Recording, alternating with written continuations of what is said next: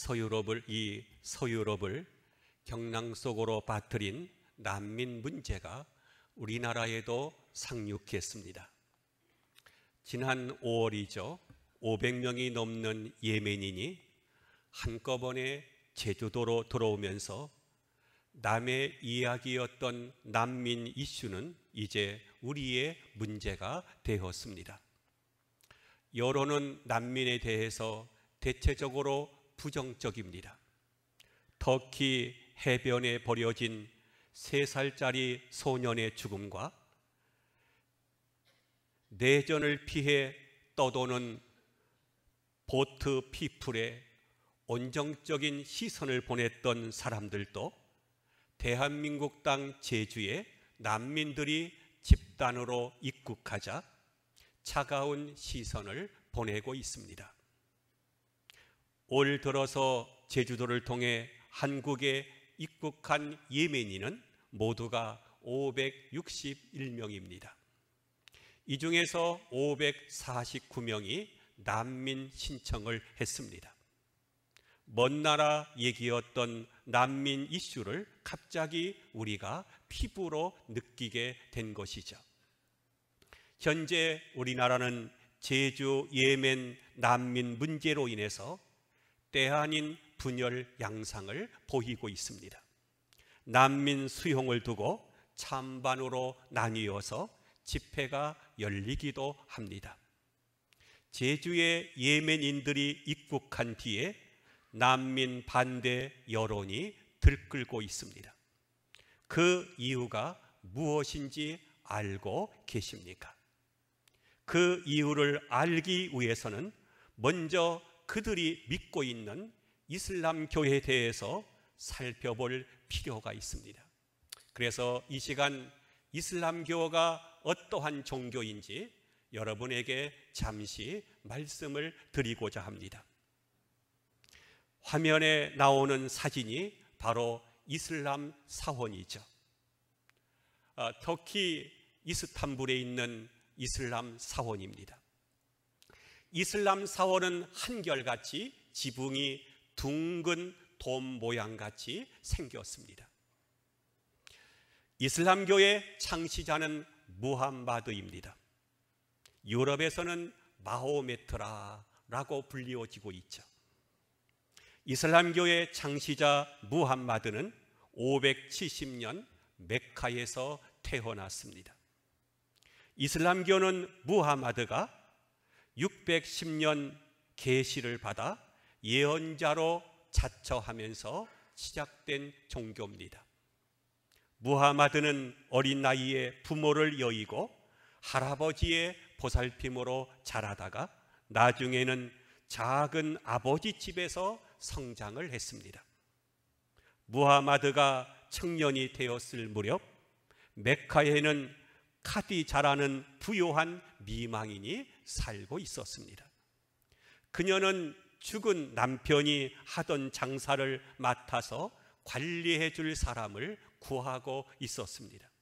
그러자 조카인 튀지마가 나서서 그의 친구인 무함마드를 추천했습니다. 미망인 카디자는 무함마드에게 호감을 갖게 되어서 두 사람은 결혼을 하게 됩니다. 이때 그는 25살에 15살이나 연상인 카디자와 결혼을 한 뒤에 파티마라고 하는 딸을 낳게 됩니다. 그 후 619년 부인 카디자가 죽자 그의 친구의 딸과 재혼을 하게 됩니다. 이때 무함마드의 나이가 60살이었고 그가 재혼한 친구의 딸의 나이가 9살이었습니다.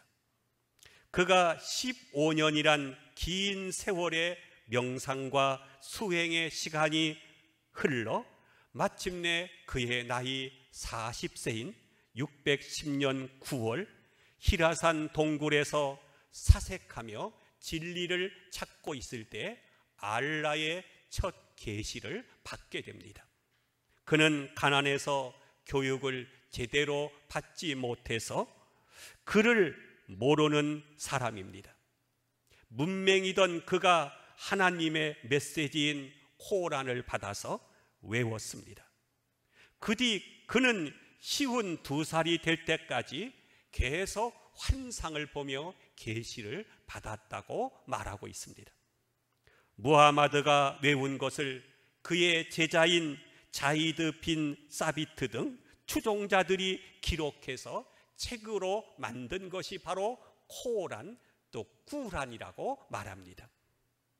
이슬람의 경전은 꾸란인데, 꾸란은 아라비아로 쓰여졌고 모두가 114장으로 되어 있습니다. 꾸란에 보면 그리스도는 십자가에 죽은 사실이 전혀 없다고 쓰여졌습니다. 예수 그리스도는 단지 아담, 노아, 아브라함, 모세와 같은 한 선지자에 불과하며 무하마드보다 더 중요한 인물이 아니며, 그리스도는 인간의 죄를 위해서 죽지 않았고 십자가에서 죽은 사람은 유다이다 라고 말하고 있습니다.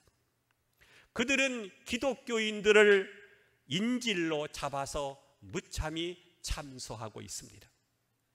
그들은 인질을 잡은 사람을 산채로 불에 태워 죽이기도 하고, 심지어는 전기톱을 가지고 목을 잘라 죽이기도 합니다. 생각만 해도 끔찍하죠. 여러분들은 몇 년 전 우리나라의 샘물교회에서 아프간에 선교를 하러 갔다가 인질로 붙잡혀 몇 사람이 참수당한 것을 기억을 하고 계실 것입니다.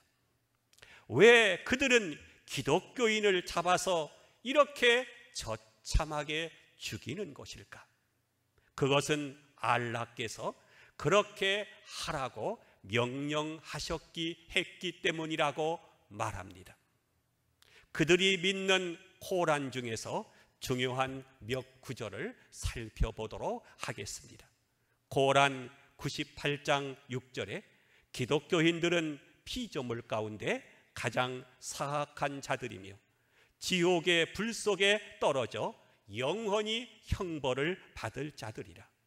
코란 1장 8절에는 기독교인들과 단절한다.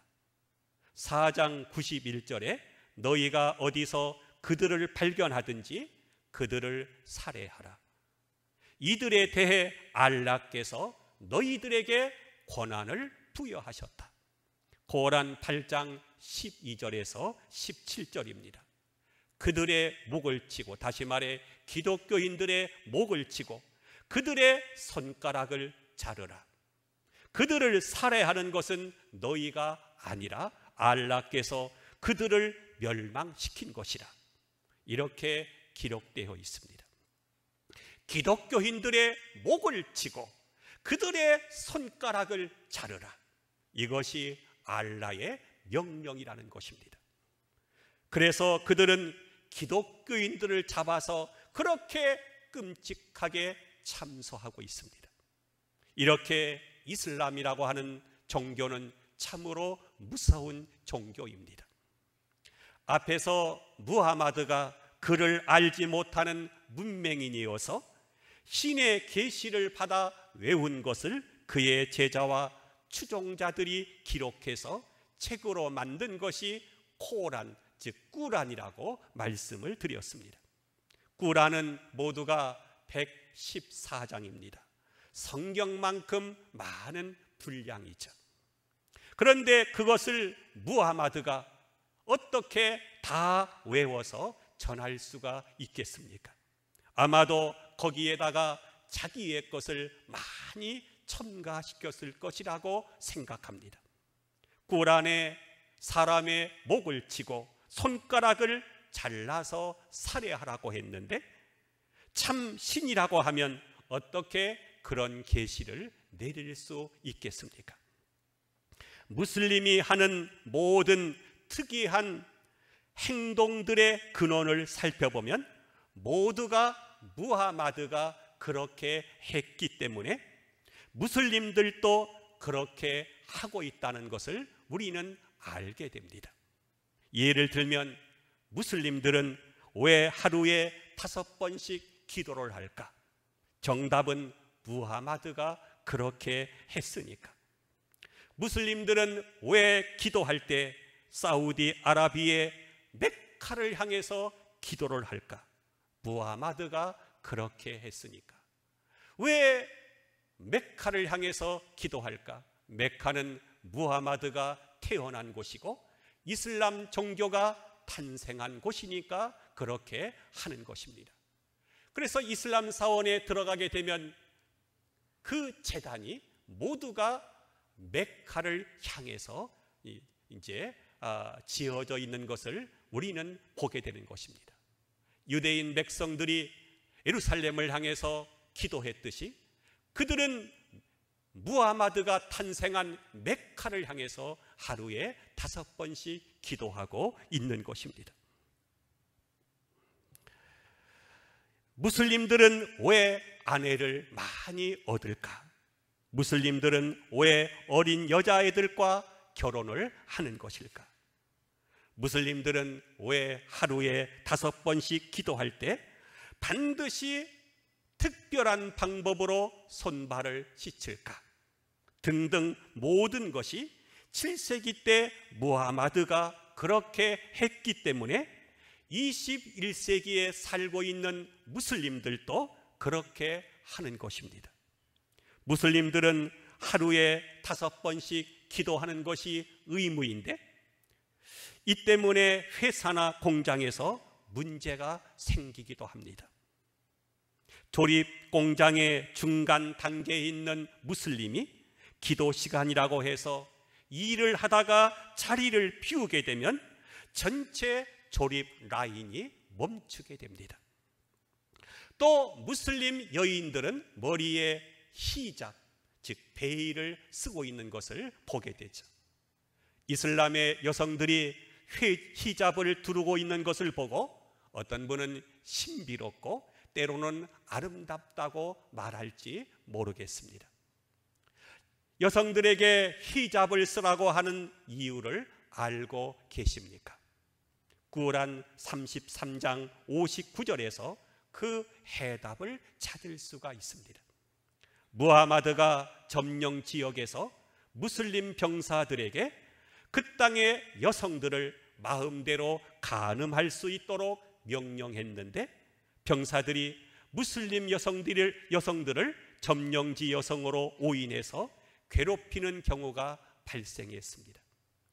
이에 피해자들이 무하마드에게 항의하자 그는 실수로 간간당하지 않도록 무슬림 여성들에게는 베일을 쓰라고 명하게 된 것입니다.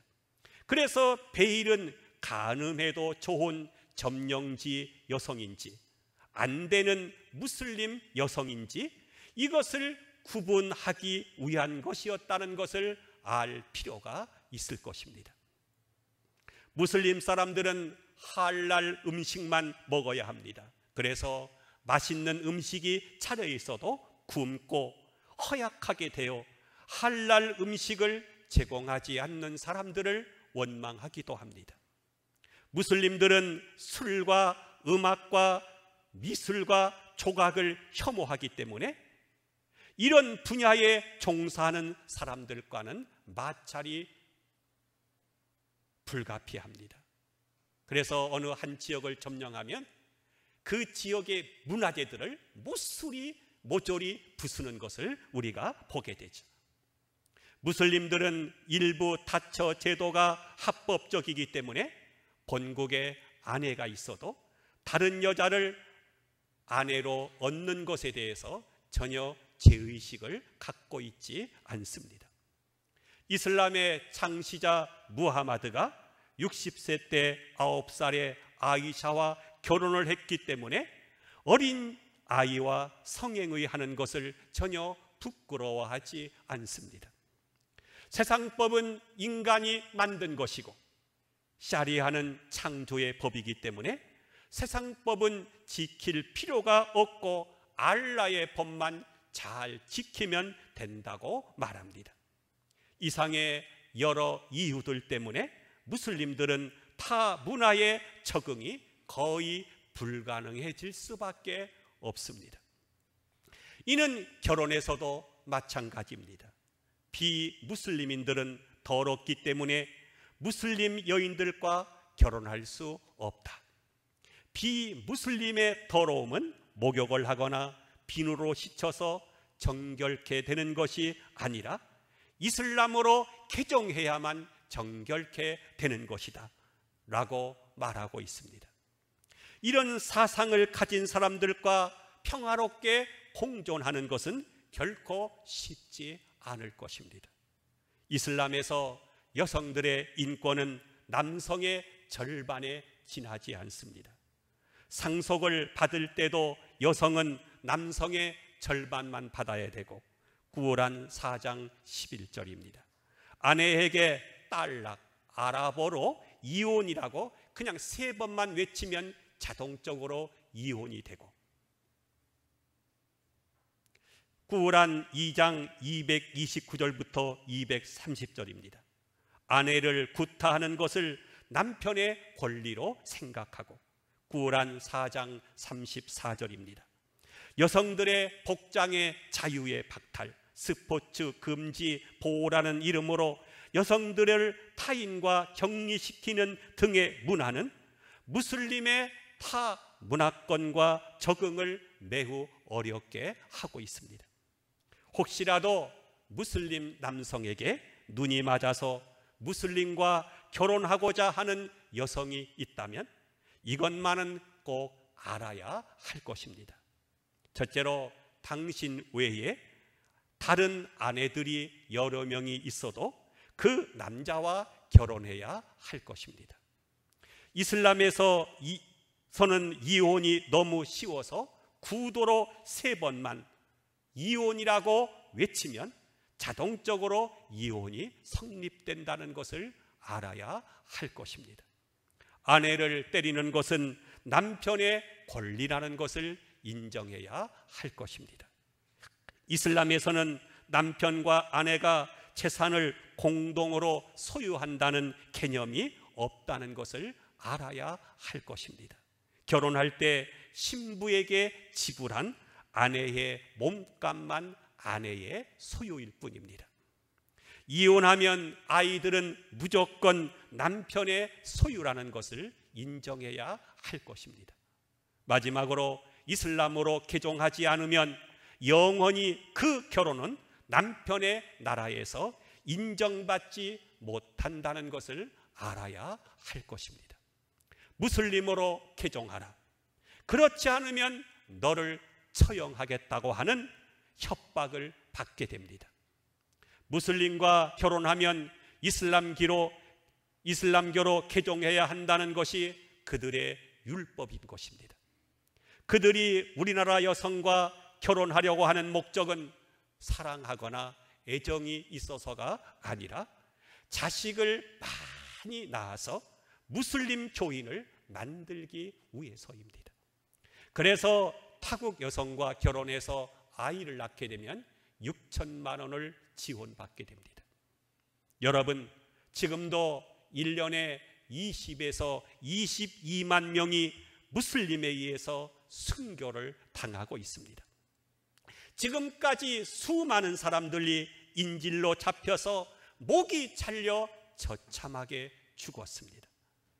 이슬람 국가를 건설하려고 살인과 각종 테러가 이 땅에 범람하고 있습니다. 그들은 9.11 테러를 비롯해서 각종 테러로 세계를 공포 속으로 몰아넣고 있습니다.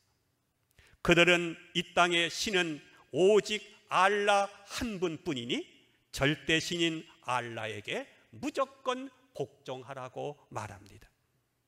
알라에게 절대적으로 복종하라는 동작으로 알라를 향해 몸을 굽혀 이마가 땅바닥에 닿도록 절하는 예법을 창안했습니다.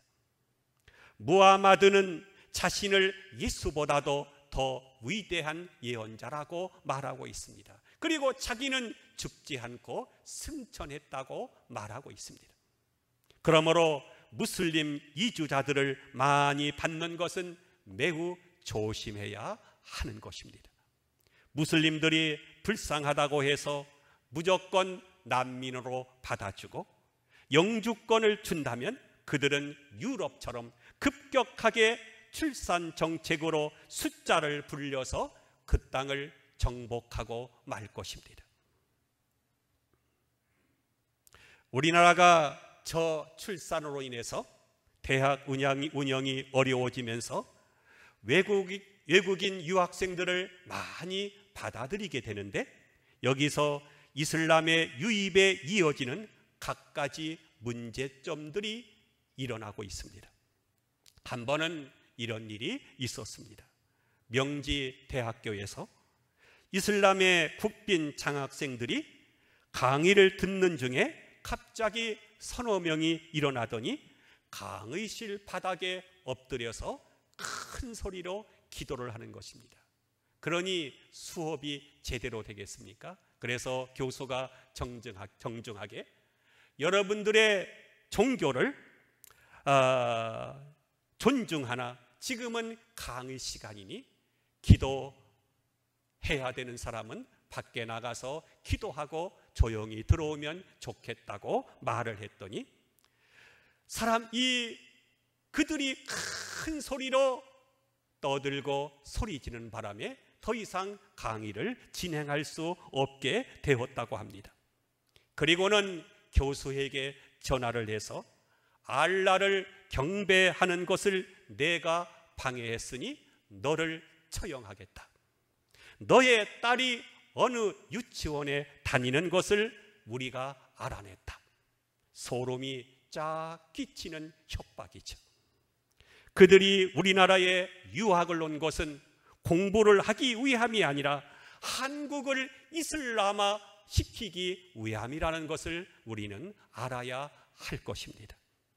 이제 무슬림들의 조기 결혼의 문화와 일부 다처주의 문화로 무슬림들의 숫자는 기하급수적으로 늘어나고 있습니다. 부득이해서 난민을 받아들여야 한다면 이슬람권에서 극도의 핍박을 감수하며 살고 있는 무슬림 출신의 개종자들이나 비종교인들을 난민으로 선별해서 받아들이는 것이 좋을 것입니다. 독일의 경우 세계에서 가장 많은 난민들을 받아들였습니다. 앙켈라 메르겔 독일 총리는 2015년부터 2년 동안 100만 명에 가까운 시리아 난민들을 받아들였습니다. 그랬던 독일이 여러 가지 테러로 지금 흔들리고 있습니다. 제주의 난민들 중에서 조직적인 훈련을 받고 들어온 위장 난민도 있다고 하는 이야기가 들려옵니다. 만약에 이들 중에 위장 난민이 있다면 우리나라에도 유럽과 같은 테러가 얼마든지 일어날 수가 있을 것입니다. 물론 교회는 이렇게 어려운 자들을 사랑해야 된다, 품자 이렇게 말해야 할 것입니다. 그러나 그걸 하나의 여론으로 만들어서 법을 초월하여 심사나 절차도 없이 모두를 난민으로 받자고 주장해서는 안 될 것입니다. 우리 준비한 영상을 잠시 보도록 하겠습니다.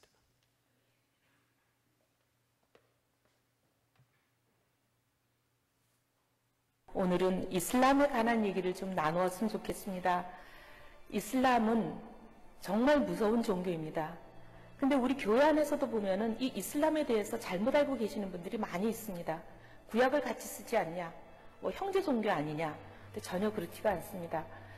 불과 며칠 전에 기독교인들을 10여 명을 참수하는 동영상이 CNN을 통해서 공개됐습니다. 그리고 약 한 달 전에는 30여 명을 전기톱으로 목을 써는 장면이 공개가 됐죠. 이렇게 기독교인들을 막 처형을 하고 있습니다. 무슬림들은 기독교인들만 찾아내서 핀셋으로 뽑아내듯이 기독교인들을 처형시키고 있어요. 근데 이 사람들은 왜 그러느냐? 알라의 명령이라는 거예요. 분명히 그분들이 얘기하는 경전에 의하면 기독교인들을 죽이라고 돼 있습니다. 복음과의 관계에 대해서 분명히 좀 제가 말씀을 드릴게요. 예수님의 신성을 분명히 부인합니다. 이 사람들은 삼위일체를 부인합니다. 꾸란 5장 75절과 5장 17절에 예수님의 신성을 부인하고 있고요. 꾸란 5장 73절에 삼위일체를 정면으로 부인하고 있고, 꾸란 98장 6절에 보면 이슬람에서 기독교인들은 지옥의 불 속에 떨어져서 영원히 형벌받을 자들이고 피조물 가운데서 가장 사악한 자들이라고 선언을 하고 있습니다. 그리고 그 사람들 보면 하루에 5번씩 기도하는 건 잘 알고 계시죠? 근데 이 5번씩 기도를 할 때마다 매일 5번씩 기독교인과 단절한다고 자기들 스스로 선언하도록 교육받고 있습니다. 이 선언하라는 그 구절이 꾸란 1장 8절에 나옵니다. 그리고 기독교인을 친구로 사귀는 자는 불신자다라고 꾸란 5장 51절에 나옵니다. 근데 여기서 불신자라고 하는 거는 쿠파르 또는 카피르라고 하는 단어인데요. 그냥 우리가 얘기하는 불신자하고 다릅니다. 근데 이 사람들은 이 불신자라는 단어가 그런 단어가 아니고 목을 쳐야 되는 대상이에요. 예수님께서 자기들의 주인님인 알라만을 경배하라고 말했다라고 거짓을 얘기하고 있습니다. 꾸란 5장 116절과 117절에. 그 다음에 지금부터 얘기하는 구절이 굉장히 중요한 구절입니다. 불신자, 특히 이제 기독교인들에 대해서 얘기하는 거예요. 너희가 어디서 그들을 발견하든지 그들을 살해하라. 이들에 대해서 알라께서 너희에게 권한을 부여하였노라. 4장 91절입니다. 그들의 목을 치고 그들의 손가락을 자르라. 그들을 살해한 것은 너희가 아니라 알라께서 그들을 멸망시킨 것이라. 8장 12절에서 17절입니다. 불신자들을 만났을 때는 저들의 목을 치라. 너희가 완전히 저들을 제압했을 때는 저들을 포로로 취하고 그런 후 저들에게 은혜를 베풀어 석방을 하든지 전쟁이 종식될 때까지 보상금을 받고 저들을 풀어주라. 47장 4절에 나오는 얘기인데 이게 무슨 말이냐면 그냥 테러리스트들에게만 하는 얘기가 아니에요. 이 사람들의 성경에 해당 우리로 하면 성경이라는 그들의 꿀 안에 나오는 명령이기 때문에 알라의 명령이에요. 알라의 명령을 행하지 않으면 이 사람들은 처형당해요. 모든 이슬람교를 믿는 모든 교인들, 무슬림들에게 내려지는 알라의 명령입니다. 이 사람들은 믿지 않는 사람들, 소위 무슬림이 되기를 거부하는 이슬람교를 믿지 않겠다고 얘기하는 사람들은 부모나 형제나 자식이나 아내나 누구든지 간에 목을 치라, 손가락을 자르라, 손발을 자르라 이런 얘기를 이 꾸란에 164군데나 하고 있습니다. 이렇게 무서운 종교예요. 근데 우리나라에는 굉장히 다르게 알려져 있어요. 이슬람 평화의 종교 이런 얘기 많이 들어보셨죠? 불과 얼마 전에도 우리 공중파 방송에 특집 5부작으로 이슬람 평화의 종교라는 특집 시리즈가 방송이 된 적이 있습니다. 그 내용에는 이슬람을 테러의 종교인 것처럼 알고 있는데 이거 전부 다 잘못 알려진 거다. 이슬람은 평화의 종교다. 이런 5부작 시리즈도 방송이 됐습니다. 근데 5부작으로 계획이 됐었는데 이게 4부작까지만 방송이 되고 나머지 5회가 방송이 안 되고 도중 하차를 했습니다. CTS의 다른 기념 행사가 있어서 제가 갔더니 거기는 어떤 PD가 저한테 그렇게 물어봐요. 의원님 그때 5부작이 왜 5회가 방송이 안 됐는지 아세요? 그러셔서 제가 교계에서 항의 많이 하고 문제 제기를 했었잖아요. 그래서 그만뒀나 보죠. 그랬더니 정말 뭘 모르시네요. 그래서 왜 방송을 못했어요? 그랬더니 담당 PD가 구속이 됐었어요. 이슬람으로부터 10억을 받은 게 드러나서 중간에 구속이 되고 그 방송을 5회를 방송을 못했다는 겁니다. 제가 이제 정치를 하다 보니까 저희 구에 행사 같은 거 주민자치센터나 이런 데 가면 갑자기 최근에 이 벨리댄스 공연이 많이 늘어났어요. 아니 왜 이렇게 벨리댄스에 지원을 많이 하세요? 예산을 너무 편중되게 지원하지 마시고 골고루 지원하세요. 이랬더니 우리 구청장 하시는 말씀이 벨리댄스는 구청에서 예산을 지원을 안 합니다. 자카투란 단체에서 예산이 내려와서 자기들이 그냥 다 예산도 주고 옷도 공짜로 맞춰주고 하니까 저렇게 많아지는 거예요. 이렇게 얘기를 해요. 또 어떤 사례가 있냐면 명지대학에 이제 이사장님이 저한테 하신 얘기예요. 파키스탄이 나라가 재정이 어렵습니다. 근데 이제 국비장 학생이 굉장히 많이 온대요. 다문화 학생들하고 간담회를 할 시간이 있어서 물어봤대요. 우리 학교가 하버드도 아닌데 이렇게 많은 국비장 학생을 보내는 걸 보니까 기국이 굉장히 교육에 열의가 많은가 보다 이렇게 얘기를 했더니 학생들이 아니에요. 국비장학생은 그냥 비자 나오기 쉬우라고 국비장학생으로 서류상 하는 거고 우리 장학금은 자카트에서 나옵니다. 이름은 구휼단체라고 되어 있는데요. 이게 포교단체입니다. 이슬람교를 포교하는. 자카트에서 나옵니다. 이렇게 얘기를 해서 자카트? 이렇게 생각하는데 묻지도 않은데 뭐라 그러냐면 우리는 현지 여성과 결혼해서 아이를 낳으면 1인당 6천만 원이 더 나옵니다. 이게 이슬람교가 포교하는 수단입니다. 예를 들면 최근에 이제 제가 졸업한 모교에 제가 이제 초청기도회를 나가는데 어떤 공대 교수님이 이런 말씀을 하세요. 과거에는 무슬림 학생들이 캠퍼스에서 어쩌다 한두 명씩 눈에 띄는 정도였는데 최근에는 70명 정도 들어가는 강의실이면 한 4, 5명 정도가 들어온답니다. 평균. 얼마 전에 강의를 하는데 갑자기 여기저기 앉아있던 4, 5명이 한꺼번에 일어나더니 막 큰 소리로 기도를 하면서 땅바닥에 엎드리더랍니다. 갑자기 큰 소리로 땅바닥에 엎드리면서 기도를 하는데 그러니까 그분이 제군들의 종교를 존중한다. 하지만 지금은 강의 시간이니까 잠깐 밖에 나가서 기도를 하고 다시 돌아와서 강의에 참여를 해달라. 이렇게 점잖게 말씀하셨대요. 막 소리를 지르고 막 큰 소리로 얘기를 하니까 강의를 못하게 돼버렸어요. 근데 그래서 이제 강의가 거기서 끝나버리고 더 이상 강의를 할 수가 없는 상황이 돼서 이제 강의를 끝내고 돌아오셨는데 실험실 전화로 본인 핸드폰으로 그 다음에 이제 인터넷으로 홈페이지 마구 이제 항의가 오는 거죠.